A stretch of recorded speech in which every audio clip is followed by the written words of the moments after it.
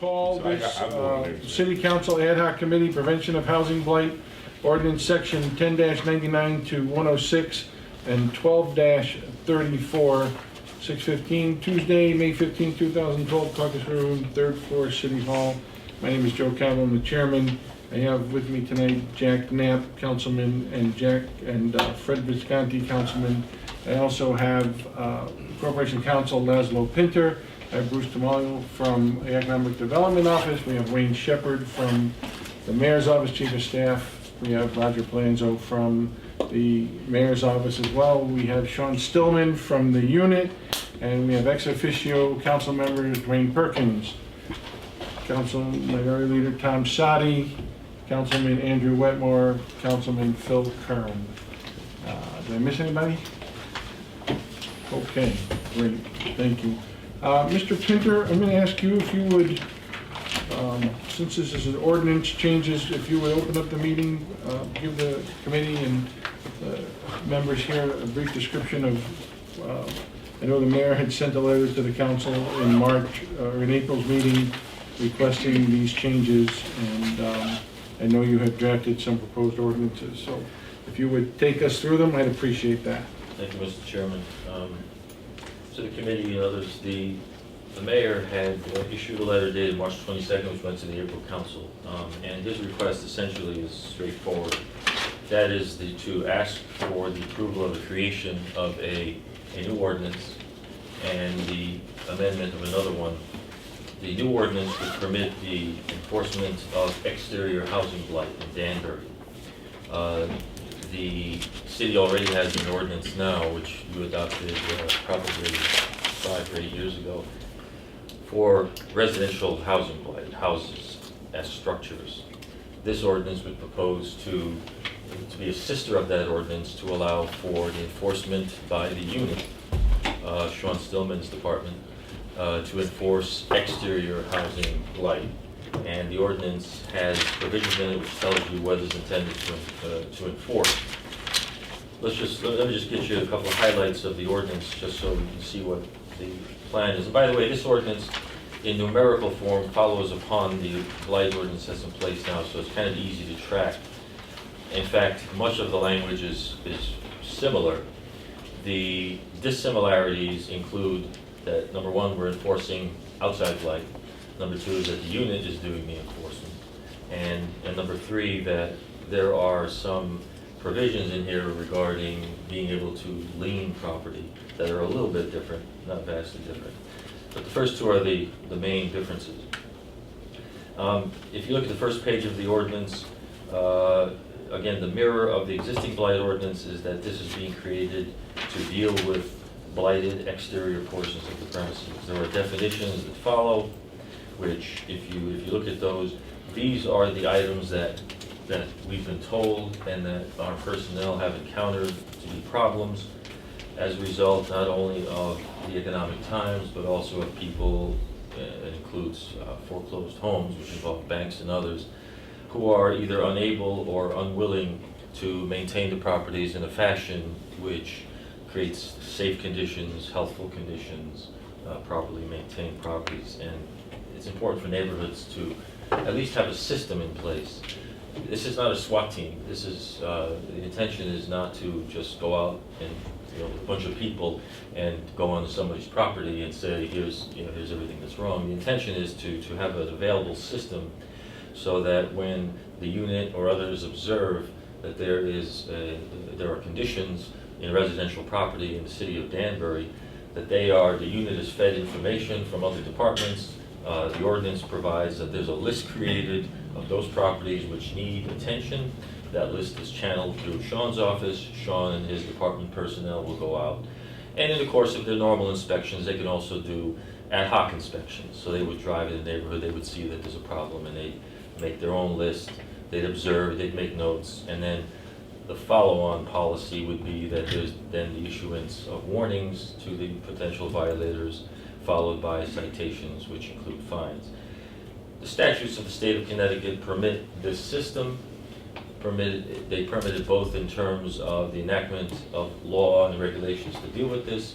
They permit leaning of properties, and they permit creation of lists, so long as you have at least recognizable definitions of what are blighted conditions. And that's the area where, as lawyers, we want to make sure that the council is comfortable realizing that not every blighted condition is that clear.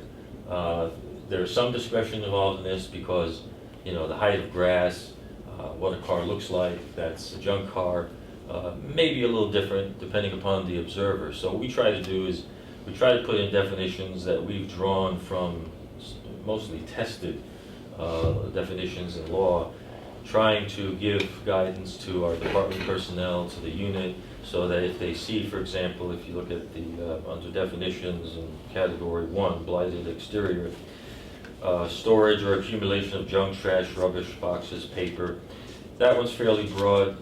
That one has some discretion in it because, if you have one piece of trash, the unit may just pass that by. If you have trash that in their discretion seems to be a condition causing an unhealthful situation, they might contact the health department. They'll get some assistance in that definition, or they may make their own judgment and then go with that.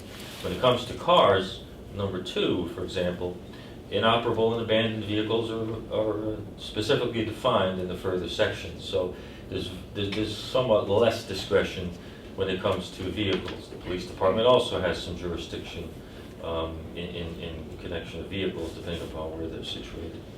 So those definitions are here. It helps everybody to know exactly what might be a blighted condition. It allows personnel to deal with it without running afoul of too much discretion. In 10-102 of the ordinance as proposed, there we have the duties of the unit.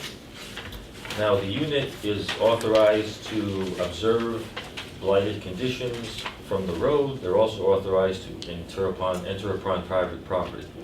This is permissible pursuant to state law. It has to be at reasonable hours. The reasonable hours that we've proposed, which are consistent with some others that we've seen, are the hours of 8 and 5. That can be modified. The statute provides that the entry onto private property has to be within reasonable hours. We've also inserted language in there, and I think Tom or somebody may have brought this up when we enacted the first blight ordinance, that we want to be careful to make sure that entry upon private property comes with some care. In other words, notice people being aware, and Sean has procedures in place where we don't just jump into somebody's property. There are circumstances where there's a dangerous condition, for example. There are ways to deal with that. That's not really what we're talking about. 10-103 is the section where department heads are required to provide to the unit a list of properties that they're aware of. For example, the health department, Leo Knowles building department, planning, zoning, whoever. There's a list of these properties created. The unit takes that list, uses the criteria, definitions of blight, and then proceeds to create a final list that they can then enforce. And enforcement then is tracked in 10-104. These are procedures requiring notification and writing. There are steps for the enforcement of citations, and these are the steps that are outlined, and they're all commonly understood citation procedures that are in the law that we've basically taken and put in this ordinance. We're going to make a change, since this is with committee, we can make some changes. We're going to make a change to the fine amount. We've discovered that the maximum fine permissible for a blight citation is $100. So we're going to change the $250 to $100. That will be in the final ordinance draft that you'll get at the public hearing and the committee of the whole. So that change will be made.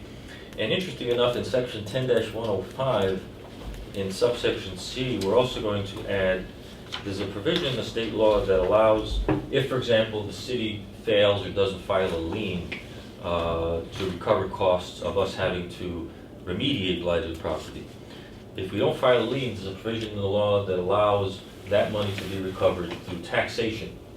And so this is fairly new. We put that in this subsection so that we have an additional remedy in case, and for whatever reason, the lien is not filed, we can recover our costs of remediation if we have to remediate for someone who doesn't do it themselves.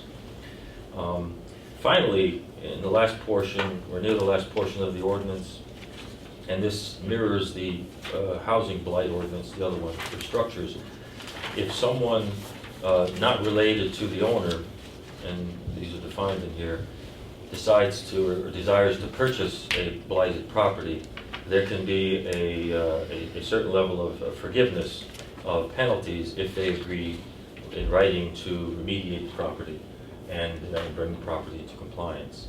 Again, this exists in the other ordinance. We thought it would be beneficial to put it in here. Finally, the other ordinance, the one I just went through is the new ordinance, brand new. It's not an amendment, it's a brand new ordinance for exterior blight. The other ordinance that you'll have attached to your packet that came in, and you'll see at the top right, is 10-5. That's the agenda item from April. This one, you'll see in the bolded and underlined section 1, and under that you'll see a small b. This is an amendment to section 12-34 of the code. This section of the code is what authorizes the creation of citation procedures and personnel, city personnel, to enforce citation procedures. So in order to invoke the blight ordinance that I've just described to you, we would need to add Sean Stillman's department, the unit, as one of the entities allowed to enforce this new ordinance. And that's what B is. So if you adopt or recommend the adoption of the blight ordinance, we also would ask you that you adopt the amendment to 12-34, which allows the unit to act to enforce the exterior blight ordinance. So if you do recommend something, you would be recommending the new ordinance as well as the amendment to the other ordinance. So I hope that's long enough and short enough explanation. Okay. Thank you, Mr. Pinter. Mr. Stillman, did you have anything you wanted to add? No, I appreciate Mr. Pinter's review of the entire proposal. This is a great additional step of enforcement for my department to continue to resolve the challenges that we face in the city. It's really not anything that we ever want to have to initiate. However, it's a good tool to have in the case that it's needed. So I appreciate its review and support, and will entertain any questions. Okay. Mr. Knapp? Yeah, Sean, just one question, you and the one less. In the changes that they made, or the times that they're talking, 8 a.m. to 5 p.m. Monday through Friday, in your experience, is that going to work for you? Is this something that we would need to open up to later hours during the day? I mean, people are working 8 to 5, so it's not like you're scheduling to go there. Are you scheduled? I didn't write these, but I think generally speaking, 8 to 5 is a very good encompassment of when I'm going to these properties. However, there's many times where I go on the weekends or after 5 or before 8 to accommodate property owners. Maybe 8 to 5 with the exception of appointments previously scheduled by myself and the property owner, or when I go on Saturdays and Sundays. That also mentioned, Mr. Pinter mentioned about, sort of, when he talked about this portion, proceeding with respect, if you will, and that is held in very high regard by me. When I go to a property, even if I don't have any sense in anybody's home, no cars, everything's locked up, always knock on the door, always make an effort to introduce myself first so that someone knows that I'm around, as opposed to just walking around the property. So generally 8 to 5, Monday through Friday is, 80–85% of the times I'm on the property. But if it falls outside of that, it's usually because of an appointment scheduled with them. And if I could, just one more question. Les, you said it quickly and I didn't quite catch it. You're going from a $250 fine down to a $100 fine? Is that what I heard? Yes. Why are we doing that? It's the maximum that's permissible at this time by statute for blight enforcement, for citation for blight enforcement right now. If they raise it, we can raise it as well, with language in there that allows us to raise it to the maximum. If they raise it all of a sudden to $250. Normally the citation fines can be up to $250, and you guys have enacted some other law, but this one is limited to $100, so we have to stick to that right now. Sean, if I'm not mistaken, when you go to a house, if nobody's home, you usually leave a love note, don't you? A calling card.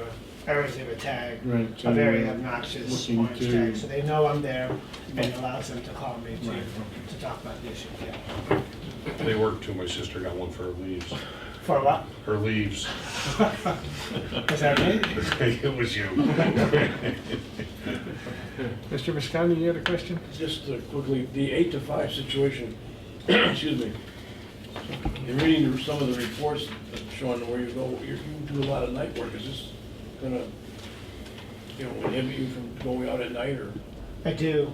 I don't, as a practice, walk around people's properties out at night. I mean, for various reasons. Number one, my own safety, Two, and just as 1B is the respect for the property owners and said people who live there. So most of the night work that I do is really what's going on the streets. Commercial vehicles parked in the streets after 9 p.m., unregistered cars parked in the streets at all, neighborhood nuisances as it pertains to noises, things of that nature. I'm not going to go at night to complain about garbage on the property or blighted property, for example. And what about weekends now? This isn't just Monday to Friday, is he available? Will you still be available on weekends if there's a problem somewhere? I always have been. Yep. I think what he's saying, I think what Sean's saying, Mr. Visconti, is that he wouldn't respond to a complaint of garbage on the property on a Saturday or after 5 p.m. or before 8 a.m. in the morning on the normal course of his action. Right. But he does do other enforcement actions in those times outside of 8 to 5. Yeah, sometimes enforcement, for example, a commercial vehicle on the street really only calls for enforcement until after 9 p.m. So, that's a good example of when I might be out in the evening. Thank you. Questions from the floor? Mr. Asadi? Thank you, Mr. Chairman. So I'm clear, I think we're getting towards that point, but the 8 to 5 and Monday through Friday limitation, if I'm correct through the Chair of the Corporation Council, is not a limitation on enforcement, it's a limitation upon non-grant permission entry onto property. So if Mr. Stillman or whoever has the enforcement authority observes something without entering on the property, they could still issue a warning letter and or a follow-up citation. The 8 to 5, Monday through Friday, that's simply to have cause to enter upon property. Is that correct? This is correct. Okay. It's a good point, because remember, Sean or his folks may not need to enter a property. This is visual inspection. It's perfectly well issue a warning if you visualize or see something from the street. In the event that he has to go on the property, you would be able to go on the property between these hours. And again, the enabling legislation says reasonable hours. You could make these hours daybreak to sunset if you wanted to, or something else, but it's got to be reasonable when people are not sleeping, for example, at dead of night or something like that. So the 8 to 5 is the suggestion as a common guideline for when city officials are working. in the normal course. And the purpose of having that is to define reasonableness, so if somebody tries to challenge it, you can say, well, it is reasonable, it's adopted through the legislative process, and we've made a finding that this is reasonable, and Mr. Stillman or whoever has the enforcement authority is complying with it. So they don't have to come up with a reasonable explanation, it's already there. Right. The answer on the problem. Right. The other thing, and following up, if I may, Mr. Chairman, just want to be clear, the granting of the authority to issue citations under state statute, and that is through our section of our Code of Ordinance 12-34, is there any statutory requirement as to, or limitation, parameters, whatever it might be, as to who or what entity or what category of persons the city can grant citation authority enforcement to or issuance to? And the reason I ask it is I don't know that certain people, whether it's Mr. Stoneman or other people, have certain either educational or training requirements in order to grant it, or if anybody in a particular department can do that type of enforcement authority. Just so I can have a better understanding of that. It's a good question. It's a good question, and what we try to do over the years, what the council has done is that and you'll notice that 12-34 has been amended several times.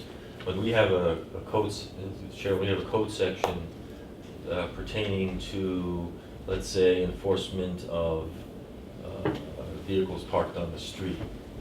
You'll see in there that's generally the police department that has that citation jurisdiction. If we have health issues, we would have the health department or inspector in the health department. So we try to tailor it so that the department or unit, if you will, no pun intended, that's most equipped to, remember the unit is a collaboration of professionals in different fields, so it's the most likely to be able to deal with the different issues that come up with blight. So we do tailor it, Tom, to, so if it's a police matter, the police would be the citation issue is. If it's highway, Fran Lally Highway would be issuing, so we do peg it that way.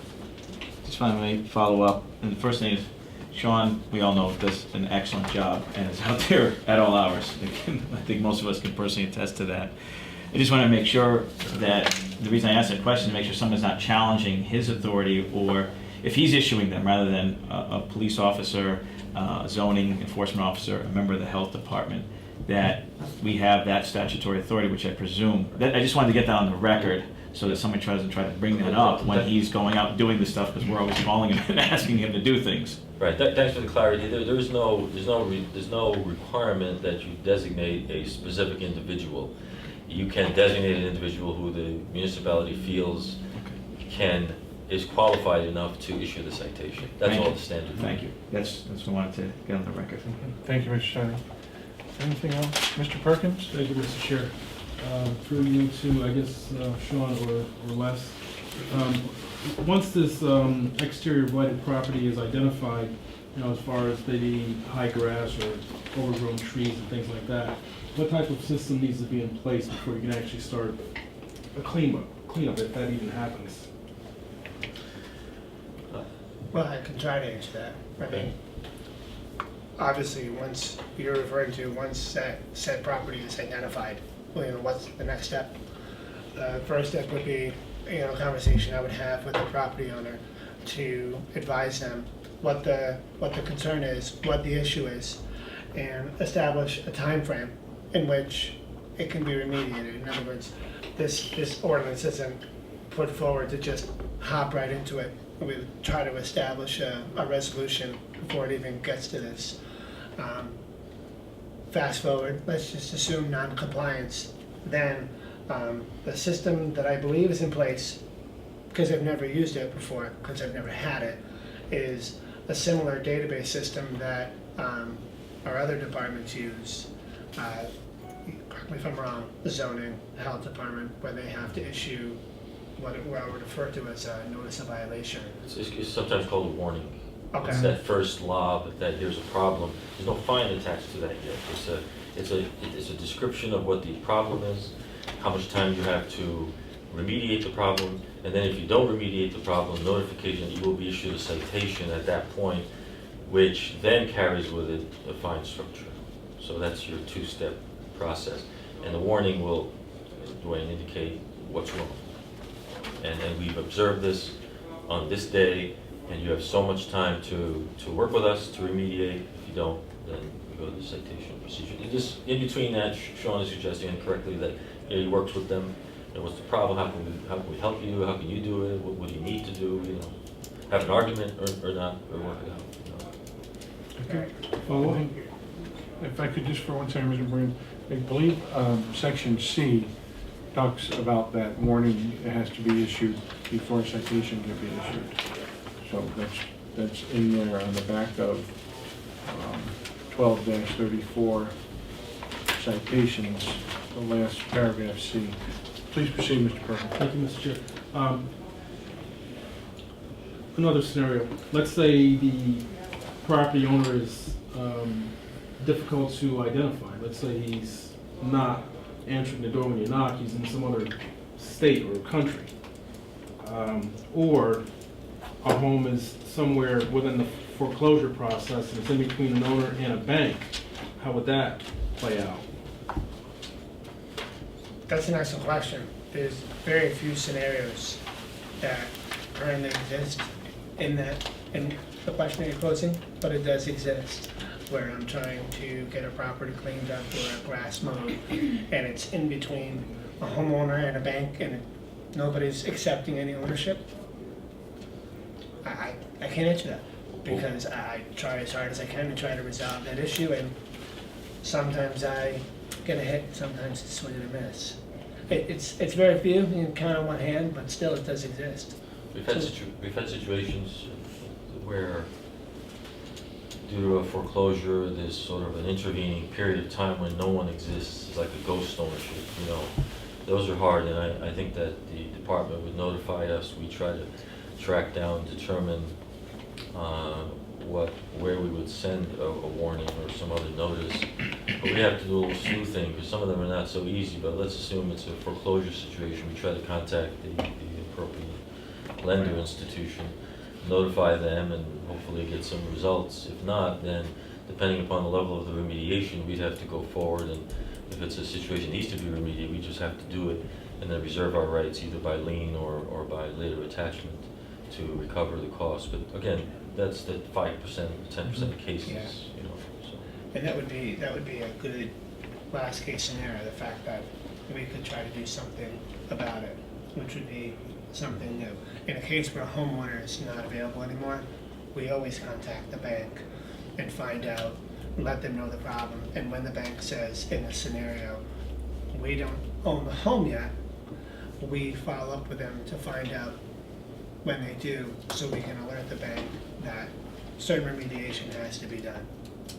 In some cases, we get lucky and the bank is actually, they understand it's a matter of time before it becomes their house anyway.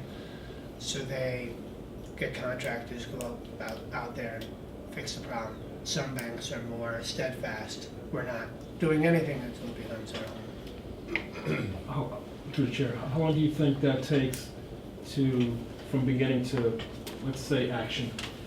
In the case where you have a very difficult time identifying the property owner or the foreclosure process? That's very random, because it all depends where it is in the foreclosure process. One last question, Mr. Chair. Please. Thank you for your generosity.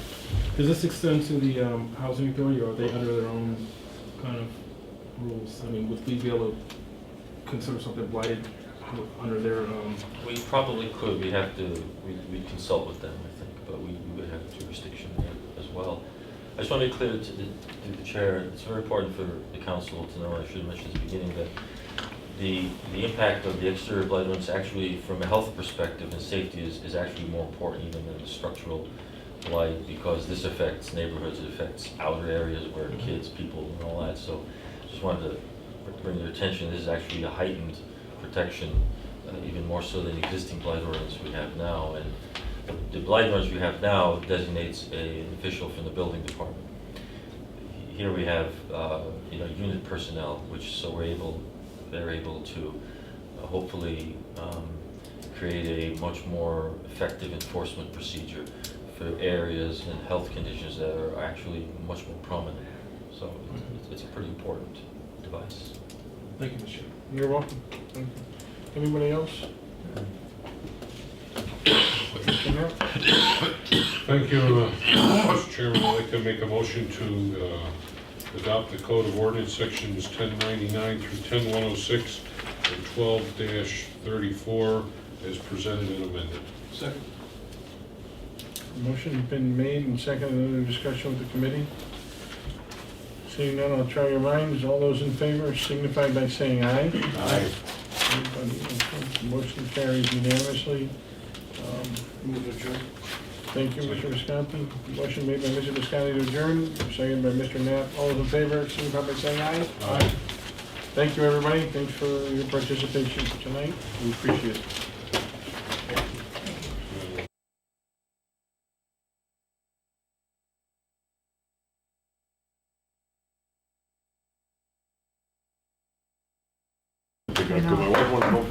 Okay, I'd like to call this meeting to order. This is the City Council Ad Hoc Committee for Surplus Property Sale at 13 Main Street. That's the WIC, former WIC building. We're beginning at 7 p.m. on Tuesday evening, May 15th, in the caucus room on the third floor. President is myself, Jack Knapp, Councilman Chairman. On the committee, we have Councilman Wetmore and Councilman Chianese. We also have Corporation Counsel Les Pinter with us, and we have the Director of Public Works, Antonio Idarola, and ex officio members Joe Cavo, Dwayne Perkins, and Phil Curran. And from the mayor's office, Wayne Shepherd. Okay, I have here, and I won't read it in, but I have here the statement from the mayor requesting this sale. This was read at the council meeting of, what's the date, February 14th. I also have here a report from the Planning Commission. The Planning Commission has received a request from the city for a report. As of the February 15th meeting, the Planning Commission voted to give this a positive recommendation because it is no longer being used for the WIC, and funds from the sale are expected to be utilized to reduce expenditures required for facility upkeeps. Motion was passed 4-1. And then I also had, and that was from Arnold Finelli, the chairman of the Planning Commission. And then I also have here a letter from Mr. Idarola, which I'll keep as part of the record, which is dated May 15th to the council members. We have no opposition to selling the building located at 13 Main Street, the WIC building. However, a portion of the property must be retained to facilitate access to South Street School. Should the ad hoc committee vote to recommend the sale of the property to the full city council, I would prepare a drawing showing the portion of the property that must be retained. Sincerely, Mr. Idarola. Okay, Mr. Pinter, you want to kick us off? Sure, Mr. Chairman, thank you. You referenced the letter that the mayor had sent forward to the council for the February meeting. He is suggesting that the WIC building, this building, and the land be sold because of relocation of the programs to the old jail building, and the proceeds of the sale would essentially go toward the new facility and needs that requires. The WIC building goes back a long way. It probably has the services required for the WIC program are probably better served at the new facility, and therefore he's asking that we consider selling the property by whatever means you deem appropriate, and that could be the normal course of sale, which is specified by our local law, is that you permit the purchasing department to issue an RFP, similar to what you just did with the acreage on the west side of Danbury. We would put out a RFP to get interest and proposals and review them. The Board of Awards would, after the review, make a recommendation, and then you would be asked to approve that together with the sale of the property. Alternatively, the council cannot put it out to the market. You can decide another means of selling the property. You can determine, well, obviously you can determine not to sell it, but if you determine to sell it, then you can also designate a potential purchaser if you have someone in mind or someone has come forward, which you've done in the past. Within that procedure, there are some steps that need to be followed. Out of this committee will come some kind of recommendation. The first recommendation is to declare the property surplus if you decide to go that route. that's number one. Number two is then you would seek, if you want to, appraisal of the property. You'd want to get some other departmental reports in terms of recommendations. You may want to have some title search, which we would do out of our office to see if there's any encumbrances of any kind that we need to worry about. And then you meaning the council ultimately would have to have a public hearing and a posting of the property prior to sale. That would be your last step. I mean, the last step, obviously, consummation of the sale between the city and the buyer. But those are the steps you'd follow, and it's outlined in the mayor's letter there. So anyway, right now, what you're being asked to do is to take the first step out of the committee, which is determine whether the committee wants to recommend this property be declared surplus, and then what are the procedures towards sale. So that's kind of what you're being asked to do right now. Okay, and then in response to Mr. Idarola's letter, the piece of the property, having looked at it, I understand what it is, but that piece that needs to be retained for the exit, I guess it is, from South Street School. This committee, would this committee need to work that into our motion? We don't, if we so decide to move forward, Right. would we work that into the motion now? Is that something we would, knowing our concerns, would leave up to council to put into the RFP as it was created? We would, as you've done, you've read it into the record, we will receive those minutes. Upon a title review, we will examine any needs prior to sale. We will vet those with any potential purchaser, as well as within the house here, and we will flag that so that when and if the council decides to sell it, we will, in the contract of sale, reserve whatever rights that we've determined need to be retained. So we would catch that at several points along the way. But the fact that you've noted the record is important to help us to make sure that that's anything. And I just have one more question, and I'll open up to the panel. The building itself is an older building. Do we have any restrictions, maybe Antonio would know, do we have any restrictions as far as being able to sell the building because of its age? There's no historical landmark restrictions on that building, or are there? Well, we didn't get any information about that from the planning folks, but that's part of the administrative review that we would want to get from the departments to see if there's any restrictions like that. And I'm not aware of it, but we would obviously check on that. And again, your approval is all conditional on doing some additional vetting. You know, just because you approve it as surplus or approve it for sale, we're not going to just do it without getting information to, support any restrictions that might exist. If we do find some restrictions regarding either historical significance, or if, let's say, Dennis Elpern wants to submit some sort of a historic, we would want to know that before we proceeded too far. So, and that's just the issue. Yeah. Anybody else? Mr. Cheney. I think he took, through the chair, I think he took some of my questions regarding the historical significance of this building. I think in a few council meetings back, I think I was handed, I think some other people were handed some paperwork regarding that house. I think that's probably one of the last remaining houses from the revolutionary days of the founding of Danbury. I think that needs to be taken into consideration if that claim is true or not. So before we can move forward as a committee, I think we need to know whether or not we need to put that in the RFP, whether that house needs to be maintained or not, or can it be moved to another location. Again, through the chair, because the South Street access, I think that was also mentioned through the letter, but I guess we would do some type of easement for the most part. We would reserve in the deed of sale, we would reserve rights that we need for access that we want. And that would be explained in the RFP so people would know if that's a problem for them. So, and the third thing again is the fair value of that building. So, I mean, you gave us the assessor's report, which says it's worth almost a little over $500,000. So, do we need to go out with a formal appraisal first? I think you'd be foolish if you didn't. So, would this committee recommend that before we make a final determination?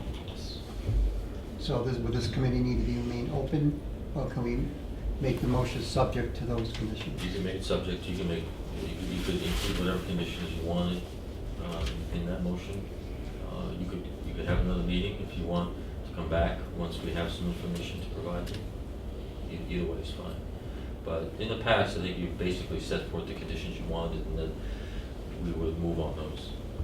You know, if you give the bottom line approval of declaring a surplus, we would then move to review all the conditions that you put on your approval, on your conditional approval. Conditional approval, you know, and I've already flagged those conditions, some of those conditions, so that might be reflected in the notes of the meeting. And just one more question. I guess this is going to be through the chair, through Antonio. The condition of the building itself, what is that condition? Do you know offhand? It's Is it retainable? I don't want to be my own worst enemy here, and Yeah, we want to sell it, so don't bury it too bad. but it needs some work. It needs some loving, tender care. It's early 1900s building. You know, that's really, you know, really primarily the first floor is usable. The second floor is not usable unless you're going to do some extensive work.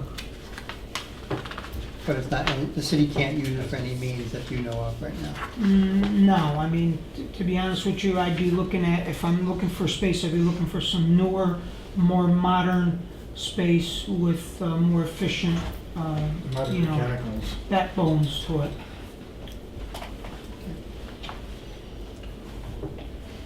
Anybody else? It's more of a statement than a question. I'm gonna have some real issues with this if it turns out to be the historical building that it is, because we don't have many more buildings left in Danbury that takes us back to the Revolutionary times. And I think this would be a big mistake for future generations if we, for a means of a couple of bucks, we're gonna dump this thing, and we're not that far away from the Scott Phantom Museum where we could tie this to them somehow. I'm sure they don't want the headache, but I don't know. I just would not be willing to sell it. But if it goes back to the Revolutionary days, I'll vote against it, because we have to maintain some part of our history.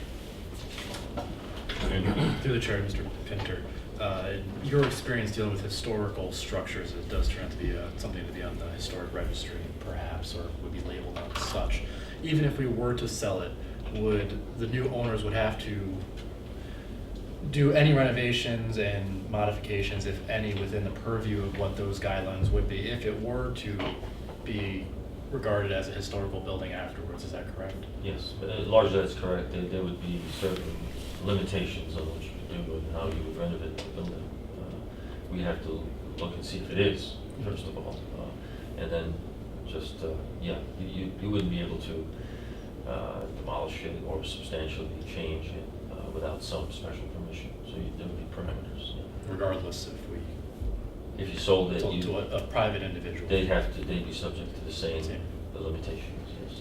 Thank you. Mr. Cabo. Thank you, Mr. Chairman. Based on Councilman Whitmore's question, I would certainly support a sale of this property, because if we don't sell it, it's going to, and if we don't sell it to somebody, and if it has significant historical value, then we sell it with that restriction to it that gets tied with it. I'm fine with that. The last thing I want to do is have another Hearthstone Castle on Main Street, because we're not going to do anything with it.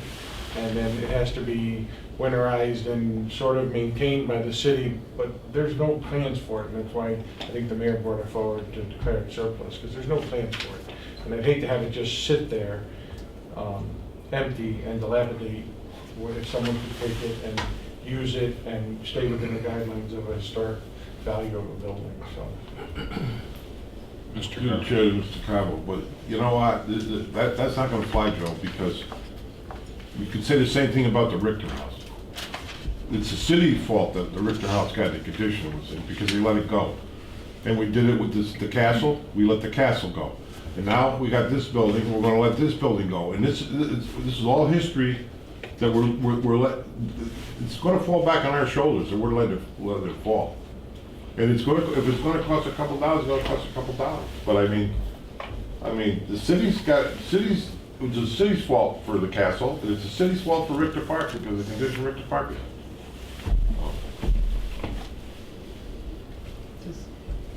Mr. Chenies. Again, this is through the chair, through Wayne Shepherd. Is the mayor expecting to want to close on this before the end of the fiscal year? No. There's no intentions of such? No. Okay, so we do have some time to where we could go out to see about the historical nature of the building, and we can look at the easements. So we may want to continue this until we get. Right, that was my question to you, Les. If we leave here, obviously, if we leave here tonight with a motion to, and we're hypothetical now, we leave here tonight with a motion to declare it surplus, you're full steam ahead to just sell at that point. You're not, in other words, the wishes that if we leave here tonight, I'm pulling a Peter Nero, I'm talking and thinking out loud. If we were to declare it surplus with restrictions or with requests, how do those requests get implemented? Such as determining whether it's historical property. Is that something that would slow down your bid process? Yeah, if the committee's intent is to really ask us to vet some of these issues that we discussed tonight, then I would suggest you not declare it surplus and come back. Instead, you would ask departments, including ours, to bring you that information regarding what are the restrictions. Is it a historic house? The other issue was the fair market value estimate, for example. We'd be happy to come back with that information to you, and then you can make a decision at that meeting. It sounds to me like that may be the way you want to go. Then just do that, and you come back, and we'll give you information. If I may, can we have make a motion to the intention to put it at surplus, or we could put this to public hearing? You could, again, you could declare it surplus. The intention to declare it. not- Intention? So we can actually hear from the public now, instead of waiting 2-3 months down the road after. Yeah. Because they can give us some insight as well, that we may never know. Right, there's nothing to prevent a public hearing. The problem is you don't really have a Nothing to hook it a to. forum, right, to do that, because it's sitting in committee. The public hearing, you can have as many public hearings as you want on anything, as long as it's with the body. The public hearing here for the sale would occur prior to sale, further down the line. You certainly can, if you have another ad hoc meeting, you can certainly invite a publicly noticed meeting, you can have to the public. I mean, I don't want to have another ad hoc meeting just for the sake of having an ad hoc meeting. Agenda-wise, if we were to declare it surplus tonight, move it to the public hearing, and then move it to the council meeting, where if we all have to believe that between now and then, between now and the public hearing, and then when it finally does hit the council, we'll have the answer to all those questions. You follow what I'm saying? So, Right, as long as it doesn't come back in June. although there is no rush, it would streamline the process to some extent, Right. and we'd accomplish the same thing, rather than having us as a small group come back. Again, I mean, that's- I don't see it being a 2-hour council meeting on this matter. So, Well, it depends what he finds. well, yeah, Yeah, so that's another option, Mr. Chairman, that you declare it surplus conditionally, and then when we have the information, then it goes forward to either RFP or whatever the council decides. That's fine too. I mean, I wouldn't want to have the public hearing until we had the answer to these. You know what I mean? I don't want to go in blind into the public hearing. Right, right. We would certainly give you the same information if you did that motion to declare it surplus. We wouldn't put it out to surplus. Because then we would until do get it. there. And then we do a committee of the whole right afterwards. So that would give us our opportunity to vet all these other questions that we might have. Correct. And remember too, when you put it out to the market, you haven't awarded it to anybody. You receive the proposals, and you could kind of hold right there if you wanted to, and review everything, and then make further decisions. So you're not really boxed in no matter what you do. But if you proceed that route, then at least you would have taken an action. You declare it surplus. At least you're past that hurdle. Eventually, you go back to the council, and at that point, we would have some information for you. So that's another option. Okay, is anybody? Thank you, Mr. Mr. Burke? Through you to Les, how many votes would it take to reverse the declared surplus property? Majority or 2/3, how would that work? To declare surplus is a majority vote? If we were to try to reverse Oh, what to- we bring out of this ad hoc. Oh, I see, on the floor you mean? Yeah. Well, you would be getting the ad hoc's decision on it, and then the full body would vote to either adopt the ad hoc's report or do something else. So that would be a majority vote on the council. When it comes to the sale of the property at the end, then you need a higher tally. You need a 2/3 vote of the full body. But if the report comes back, you take it in fresh as a full group, and somebody would make a motion to receive and to make some recommendation, either to go with the idea of the ad hoc or make a different motion. Okay. That's a majority vote. Yeah, we're just doing nothing more than creating a recommendation. Correct. So, And then the council would act by majority, except for sale later, by majority vote to affirm the surplus or do something else. So, housekeeping to the chair.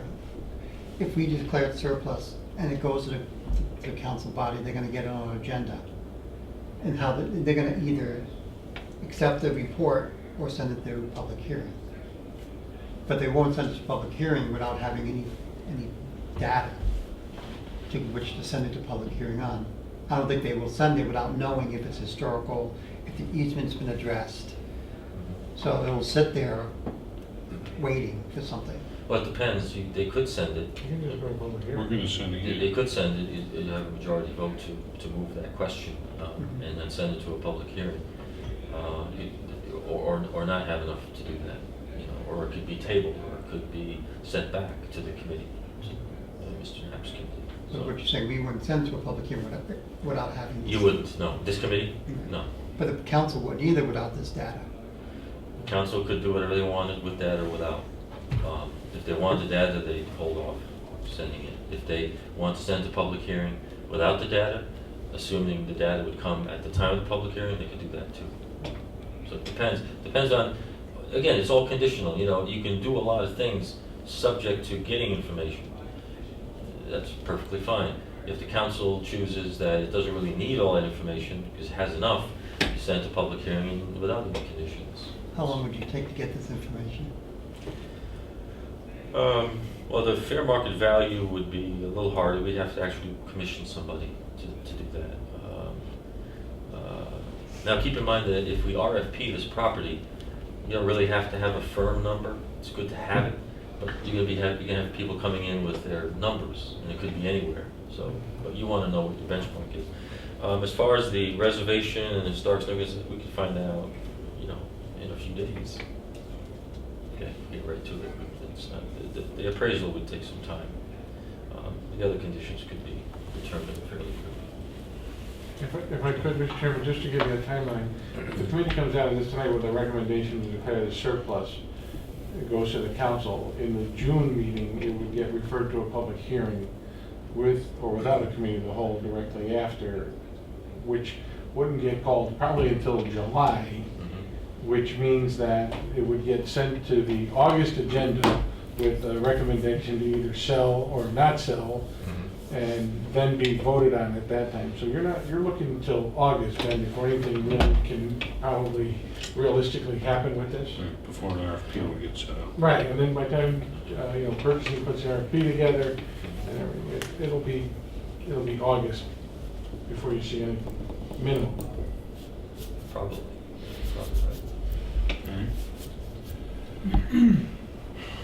Mr. Wetmore. I'd like to entertain a motion to recommend declaring surplus property at 13 Main Street, WIC building, and subject to appraisal and relevant administrative reviews, public hearing, and posting as required by law, the sale of the property by those means set forth in the Code of Ordinances, including publication for bids. There's the motion. Can you read it again? For you. Yeah. Second, make sure yours ready.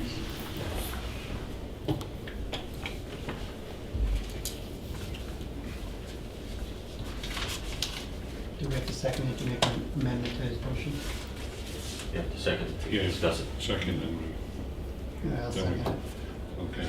Motion's made and seconded. Any discussion? Discussion, it was said, If it may, it just says subject to appraisal. Can we just say subject to any historical significance as well? Because it just mentions appraisal in your motion. No mention of historical. Subject to appraisal and examination of historical significance. Certainly can insert that. We have, under relevant administrative reviews, we've made note to do that, if you want to include that specifically. We wanted to just mention that by name. Okay, so Because that's the key to this whole sale. I think our council so that member would be an had. amendment by Mr. Right, the amendment would read as, include the line in subject to historical review.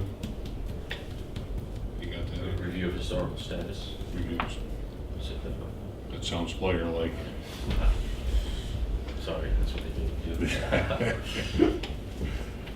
Okay, so there's this motion, we have the amendment. Do you have a second on the amendment? I'll second. Okay, any discussion on the amendment? All those in favor of the amendment? Aye. Say aye. Aye. Opposed? Amendment carries. Now back to the main motion, including the amendment. Motion's been made and seconded. Any further discussion on that? Hearing none. All those in favor, signify by saying aye. Aye. Opposed? Okay. Motion's made, seconded. Motion, entertain a motion to adjourn. Motion to adjourn. Do I have a second, Mr. Cheney? Second. All those in favor, aye. Closed.